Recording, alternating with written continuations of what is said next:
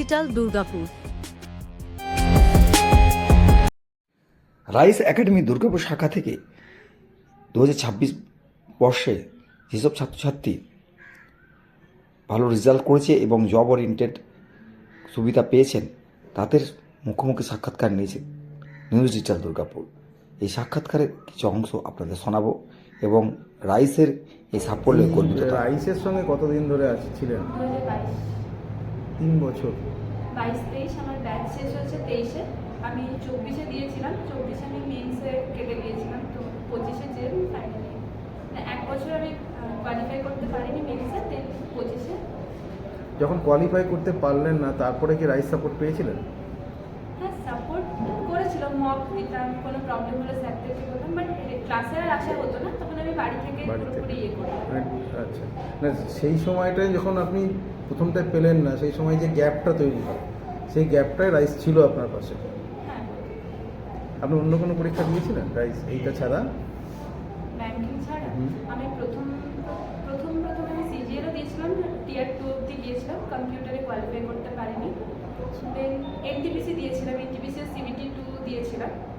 যেহেতু আমার প্রিপারেশন ছিল না, সেই জন্য আমি সিবিটি 2 মানে আমি এনটিপিসিতে ইচ্ছা ছিল না, আমার ব্যাংকিংয়ে বরাবর ইচ্ছা ছিল, তাও সিবিটি 1টা যেহেতু ক্লিয়ার করেছিলাম, সিবিটি 2 দিয়েছিলাম, ওখানেও কয়েক নাম্বারের জন্য কেটে গিয়েছিলাম। তারপর আমি পুরোপুরি মানে মেন ফোকাস আমার ব্যাংকিংই ছিল। ব্যাংকিং ভালো লেগেছিল কেন? আর ব্যাংকিংয়ের প্রতি প্রথম থেকে একটা ফ্যাসিনেশন ছিল, ব্যাংক জব মানে একটা, আর মেয়েদের জন্য একটু সিকিউরও, বাড়ির কাছাকাছি পাওয়াও যায় পোস্টিং, ঠিকঠাক একটা ডিসেন্ট স্যালারিও ওরা অফার করছে, সোসাইটাল রেসপেক্টও আছে মোটামুটি ব্যাংকারদের, সেই জন্য আর কি ব্যাংকিংয়ের প্রতি বরাবরই একটা ফ্যাসিনেশন ছিল। কিন্তু এই যে আপনি রাইসে এতদিন পড়লেন, রাইসে সাপোর্টটা পেলেন, আপনার কি মনে হয়েছে সেলফ এডুকেশনটা এখানে দরকার ছিল না রাইসের সাপোর্টটাই আপনার কাছে? না, অবভিয়াসলি সেলফ এডুকেশন তো ভীষণ রকমভাবেই ম্যাটার করে, শুধুমাত্র কারোর উপরেই শুধুমাত্র রিলাই করা যায় না, সেটা রাইস কেন কোনো কোচিং সেন্টারের উপরে কেউ পুরোটা তো নিজের উপরে ডিপেন্ড করছে। আমি হ্যাঁ বলতে পারেন যে রাইস থেকেও সাপোর্ট পেয়েছি, বাট আমার নিজের দিক থেকেও যথেষ্ট পরিমাণে দুটোই পারস্পরিকভাবে দরকার। অবশ্যই আমি যেখানে আটকাবো সেখান থেকে ওনারা হেল্প করবেন, ওনারা যেটা গাইড করবেন সেই অনুযায়ী আমাকে করতে হবে চেষ্টা। মানে দুটোকেই আপনার প্রয়োজন মনে হয় একসঙ্গে থাকাটা। রাইসের মানে ভারতবর্ষে তো রাইস ছাড়া, মানে আমাদের ওয়েস্ট বেঙ্গলের ক্ষেত্রে আমি ধরি, ভারতবর্ষটা বলা ভুল হবে, রাইস ছাড়া তো আরও অনেকগুলো এডুকেশন ইনস্টিটিউট আছে যারা এই সব ধরনের সাপোর্ট দিয়ে থাকে। তো আপনি রাইসকে কেন চুজ করছেন? ইনিশিয়ালি এখান এটা কি অ্যাডভার্টাইজমেন্ট দেখে না এমনি আপনার? বলতে পারেন অ্যাডভার্টাইজমেন্ট দেখে। ইনিশিয়ালি আমাদের ওই দিক থেকে বাঁকুড়া দিক থেকে রাইসে প্রচুর ক্যান্ডিডেট আসে এবং এনাদের অ্যাডভার্টাইজমেন্টও হয়, আমি যে কলেজে পড়তাম সেখানেও এনাদের সেমিনার টেমিনার সব কিছুই হয়েছিল, তো এইসব কিছু থেকেই রাইসের ব্যাপারে জানতে পারি। বাঁকুড়া, বিষ্ণুপুর এই এলাকাটা এডুকেশনের খুব রিচ এলাকা। সেই জায়গা থেকে আপনি দুর্গাপুরে এসে এডুকেশন নিয়ে সেখানে আবার ব্যাক করে যাওয়া, দুর্গাপুরকে বেশি মনে পড়বে না বাঁকুড়াটাকে বেশি মনে পড়বে? না, অবশ্যই বাঁকুড়ায় আমি জন্মেছি, সব ঠিক আছে, বাট এখানেও অনেক মেমোরি আছে, আমি অনেক বন্ধু বানিয়েছি, সৌরভদা, আমরা সবাই মোটামুটি একসাথে চিনতাম, আমাদের মধ্যে এখনো খুব ভালো বন্ড আছে। ইন্টারলিঙ্ক আছে কিন্তু ব্যাংকে আর তার সঙ্গে এক্সাইজ, হ্যাঁ দুজনেই কিন্তু দুজনের দরকার পড়ে। সুন্দর হাসছে কিন্তু। যাই হোক, মদ খেয়েছে কোনোদিন? এটা আউট অফ ট্র্যাক।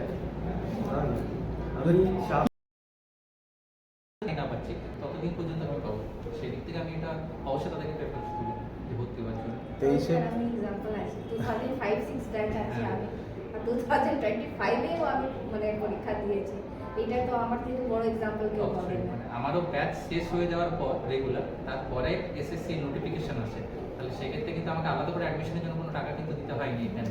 আমি যেহেতু স্টুডেন্ট ছিলাম তাই আমি আবার এই সুযোগটা পেয়েছি, ফ্রি অফ কস্ট টোটালি। মানে স্টুডেন্টদের মানে জেনারেল পড়াশোনার পরে প্রফেশনাল জগতে যাওয়ার জন্য তোমরা বলছো রাইস হচ্ছে এই মোমেন্টে দি বেস্ট চয়েস। অবশ্যই মানে গাইডলাইনটা খুবই ডাইরেক্ট, মানে সঠিক ডাইরেকশনে আছে, মানে এক্সাম ওরিয়েন্টেড গাইডলাইন একমাত্র রাইসই দেয়। এটাই সবথেকে ভালো, কি মানে মিসগাইড হবে না বাচ্চা, যে এক্সামের জন্য দিচ্ছে ওইটাই ভালো করে প্রিপারেশন, ওই লাইনে যাচ্ছে, ওইটাই সবথেকে ভালো। তোমার কি নাম? বিকাশ করায়। বিকাশ গড়াই, গড়াই। দুর্গাপুর থেকে। আমি বাঁকুড়াই বাড়ি আমার। আচ্ছা। তো আমি এবারে 11-12 পলিটিক্যাল সায়েন্স সাবজেক্টে সিলেক্ট হয়েছি অ্যাজ এ ফ্রেশার ক্যান্ডিডেট। বাহ, ঠিক, থ্যাংক ইউ। চেষ্টা করবো। আপনার ক্ষেত্রে আমার অনেক কম বয়সে মানে আমার যখন অনেক ছোট তখন আমার বাবা মারা গেছেন 2000 সালে। তখন থেকে বাবা যে কাজটা করতেন IOCL-এ সেটা মা পেয়েছিলেন। তো সেখান থেকেই দিনগুলি চালিয়ে বহুত কষ্ট করে মা স্ট্রাগল করে আমাকে উচ্চশিক্ষিত করেছে, MA পাস করিয়েছে। তো আমার এই সাকসেস পুরোপুরি আমি ডেডিকেট করতে চাই আমার মাকে। আমার মায়ের মানে আমি হয়তো অ্যাপিয়ারেন্স দিয়েছি পরীক্ষাতে, কিন্তু পিছনে ছিল বলে না যে কোনো একজন সাকসেস পিছনে একজন মহিলার হাত থেকে, আমার ক্ষেত্রে ঠিক সেটাই বলা যায় আমার মা। তাই আমি সাকসেসকে অলওয়েজ ডেডিকেট করতে চাই আমার মাকে। এবং রাইস এডুকেশন যেখানে এত বড় একটা প্রতিষ্ঠান, সেখানে আমি ভর্তি হওয়ার পরে তারাও আমাকে অনবদ্যভাবে হেল্প করে চলে যাচ্ছে এবং আমি দিনও করবো গ্রুপে সার্ভিসের জন্য চেষ্টা করবো আমি দিন আরও বড় অফিসার হবো। আপনাদের দুজনের কথাই কিন্তু নারী শক্তির কথা উঠে গেল। এটা খুব মানে খুব স্বাভাবিক একটা ব্যাপার, কিন্তু মুশকিলটা হচ্ছে আপনারা যে জায়গাটায় আপনারা যাবেন, প্রশাসনের যে জায়গাটায় আপনারা কাজ করবেন, প্রচুর লোক, প্রচুর অবস্ট্রাকেল আছে। এবং আজকের দিনে আমাদের দেশের যা রাজনৈতিক পরিস্থিতি, সেখানে এটা আপনাদের প্রতি সেকেন্ডে ফেস করতে হবে। এই জায়গাটাকে আপনারা মানসিকভাবে কীভাবে নিচ্ছেন? এটা যেহেতু public administration, public dealing, local পাবলিকদের সঙ্গে ডিল করতে হবে, বিভিন্ন ধরনের ক্রিটিক্যাল সিচুয়েশন আসবে, সেটাকে লাইটলি হ্যান্ডেল করতে হবে, সবসময় শিথিলভাবে দেখতে হবে বিষয়টাকে, সবসময় অন্যভাবে বা উত্তেজিত হয়ে এটাকে ডিল করা যাবে না। তো আমার মনে হয় যে WBCS যেহেতু একটা ভীষণ একটা কঠিন পরীক্ষা, শুধু মানসিকভাবে নিজেকে আগে থেকে তৈরি করতে হয়, যেটা একটা বলে না প্রেশার নেওয়াটা প্রথম থেকেই অভ্যাস হয়ে যায়, সেটা আমাদের এই সিলেবাসটা শিখিয়ে দিয়েছে যে প্রথম থেকেই তোমাকে প্রেশারটা নিতে হবে। তো ওয়ার্কলোড যতই আসুক, যতই চ্যালেঞ্জ আসুক, সেভাবে লাইফে ফেস করতে পারবো, হাসি মুখে সেটাই উত্তরটা দিতে পারবো, সেভাবে জনসেবা করতে পারবো। আপনাকে যে সরাসরি প্রশ্ন করি, নারী শক্তির জয় আপনি প্রথমেই গিয়ে বলেছেন, কিন্তু আগামী দিনে আপনি যে জায়গাটায় পোস্টিং পাচ্ছেন এবং যে পোস্টের জন্য আপনাকে দেওয়া হবে, সেক্ষেত্রে রাজনৈতিক চাপ কিন্তু আপনাকে প্রত্যেকটা মুহূর্ত ফেস করতে হবে। সেখানে নারী শক্তির জয় হবে? আসলে নারী শক্তি তো এখন সব জায়গাতেই জয় হয়, কিন্তু রাজনৈতিক মানে WBCS পড়তে এসেই জানতাম যে পোস্টেই পাই না কেন রাজনৈতিক চাপ আমাদেরকে ফেস করতেই হবে। তো সেইভাবেই একটা প্রস্তুতি মানে জানতাম যে যেখানেই যাই আমাদেরকে সেইগুলো হ্যান্ডেল করতে শিখতেই হবে, এবং চেষ্টা করবো যে যেভাবে হোক। মেন আমাদের কাজ হচ্ছে কি যে সরকারি বিভিন্ন পরিষেবাগুলো যাতে আমরা জনসাধারণের কাছে পৌঁছে দিতে পারি। তো সেই চাপ সেগুলো সব সহ্য করেই যেভাবে পারি সবার সাথে অ্যাডজাস্ট করে চেষ্টা করবো যাতে আসল উদ্দেশ্যটা যেটা আমাদের যে সাধারণ জনগণকে পরিষেবাগুলো পেতে সাহায্য করা, সেটাই করার চেষ্টা করবো।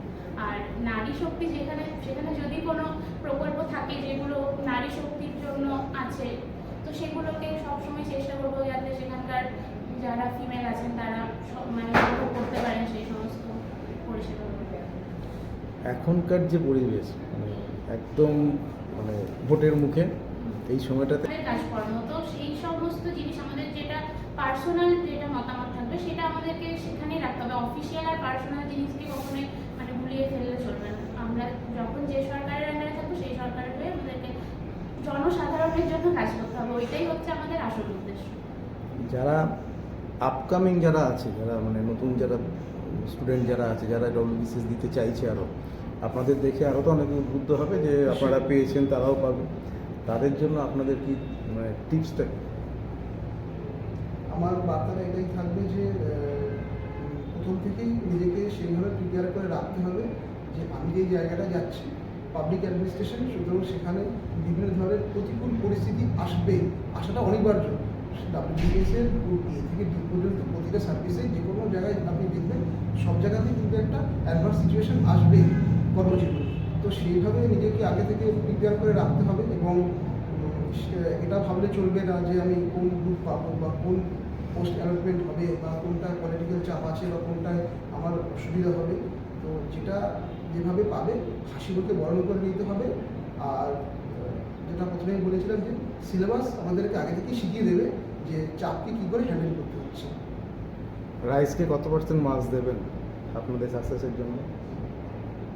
রাইসকে ওইভাবে নাম্বারে মার্কস দিয়ে যদি আপনি বলেন, আমি তো বলবো যে সাকসেসের ক্ষেত্রে সবারই ভূমিকা থাকে কম বেশি।